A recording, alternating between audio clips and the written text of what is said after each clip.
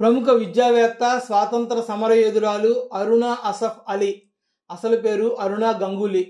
ఆమె 1909 జూలై 16వ తేదీన పశ్చిమ బెంగాల్లో కాల్కాలో బెంగాలీ బ్రాహ్మణ కుటుంబంలో జన్మించారు. తండ్రి ఉపేంద్రనాథ్ గంగూలీ, తల్లి అంబాలికాదేవి. ఆమె విద్యాభ్యాసం లాహోర్లోని సాక్రెడ్ హార్ట్ కాన్వెంట్లోను, నైనిటాల్లోని ఆల్ సెయింట్స్ కాలేజీలోను కొనసాగింది. విద్యాభ్యాసం పూర్తయిన తర్వాత కలకత్తాలోని గోఖలే మెమోరియల్ స్కూల్లో కొంతకాలం టీచర్గా పనిచేశారు. అలహాబాద్లోని కాంగ్రెస్ పార్టీ నాయకుడు అసఫ్ అలీతో పరిచయం ఏర్పడి వివాహానికి దారితీసింది. 1928లో తనకంటే 20 ఏళ్ల పెద్ద వయసు గల అసఫ్ అలీని వివాహం చేసుకున్నారు. వివాహ అనంతరం కాంగ్రెస్ పార్టీలో చేరి స్వాతంత్ర ఉద్యమంలో కీలక పాత్ర పోషించారు. 1930లో జాతీయ ఉద్యమంలో అడుగుపెట్టి శాసనోల్లంఘన ఉద్యమంలో పాల్గొని 21 ఏళ్ల ప్రాయంలో కఠిన జైలు శిక్ష అనుభవించారు.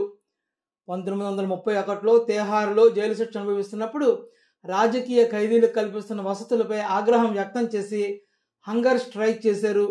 ఆ తర్వాత ఆమెను అంబాలా జైలుకు తరలించారు. 1930 నుంచి 1940 లోపు ఆ దంపతులు 6 సార్లు జైలు శిక్ష అనుభవించారు. 1942 నుండి 1946 వరకు ఆమె అజ్ఞాతంలోకి వెళ్లిపోయారు. 1942 ఆగస్టు 8వ తేదీన క్విట్ ఇండియా ఉద్యమానికి పిలుపునిచ్చిన నేపథ్యంలో ఆమె కీలక పాత్ర పోషించారు. ఆగస్టు 9వ తేదీన గోవాలియా ట్యాంక్ మైదానం వద్ద కాంగ్రెస్ జెండాను ఎగురవేసి ప్రజలను ఉద్దేశించి ఉత్తేజితపూరిత ప్రసంగం చేశారు. 1942లో ఆమెపై అరెస్ట్ వారెంట్ జారీ అయినప్పుడు అండర్ గ్రౌండ్కి వెళ్ళిపోయారు. ఆ నేపథ్యంలో బ్రిటిష్ వారు ఆమె ఆస్తులు మొత్తం స్వాధీనం చేసుకున్నారు. ఆమె కాంగ్రెస్ పార్టీకి చెందిన ఇంక్విలాబ్ అనే పత్రికకు ఎడిటర్గా సేవలందించారు. ఈ పత్రికలో ఎడిటోరియల్ విభాగంలో రామ్ మనోహర్ లోహియాతో కలిసి ఆమె పనిచేశారు. జయప్రకాష్ నారాయణ్, అరుణా అసఫ్ అలీలను మహాత్మా గాంధీకి రాజకీయ పుత్రులుగా అభివర్ణించారు. ఆమెను పట్టించిన వారికి 5,000 రూపాయల రివార్డును బ్రిటిష్ ప్రభుత్వం ప్రకటించింది. 1946లో బ్రిటిష్ ప్రభుత్వం తనపై వారెంట్ ఉపసంహరించుకున్న తర్వాత మాత్రమే ఆమె ప్రజల్లోకి వచ్చారు. అప్పటి వరకు అండర్ గ్రౌండ్లోనే ఉన్నారు. 1947లో ఢిల్లీ పిసిసి ప్రెసిడెంట్గా ఎన్నికయ్యారు. 1948లో కాంగ్రెస్ పార్టీని వీడి సోషలిస్ట్ పార్టీలో చేరారు. 1950లో కమ్యూనిస్ట్ పార్టీలో చేరారు. 1953 ఏప్రిల్ 2వ తేదీన ఆమె భర్త అసఫ్ అలీ మృతి చెందారు. 1954లో National Federation of Indian Women అనే పేరుతో సిపిఐ పార్టీలో మహిళా విభాగాన్ని ఆమె స్థాపించారు. 1955లో కమ్యూనిస్ట్ పార్టీ కేంద్ర కమిటీ సభ్యురాలయ్యారు.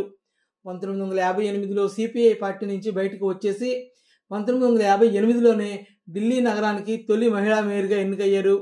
ఆమె లింక్ పేట్రియాటిక్ అనే 2 పత్రికలను ప్రారంభించారు. కొద్ది రోజుల తర్వాత ఆమె పత్రికల నుంచి కూడా బయటకు వచ్చేశారు. 1964లో తిరిగి కాంగ్రెస్ పార్టీ గూటిలోకి చేరారు. ఇందిరాగాంధీతో ఎంతో సన్నిహితంగా మెలిగారు. 1964లో ఇంటర్నేషనల్ లెనిన్ శాంతి బహుమతి, 1987లో Indira Gandhi award, 1991లో Jawaharlal Nehru award for international understanding సాధించారు. 1992లో భారత ప్రభుత్వం పద్మవిభూషణ్ పురస్కారాన్ని కైవసం చేసుకున్నారు. 1996 జూలై 29వ తేదీన మరణించారు. 1997లో భారత ప్రభుత్వం ఆమెకు భారతరత్న పురస్కారాన్ని ప్రకటించింది. 1998లో ఆమెపై గౌరవంతో భారత ప్రభుత్వం ₹3 విలువ గల ఒక పోస్టల్ స్టాంపు విడుదల చేసింది.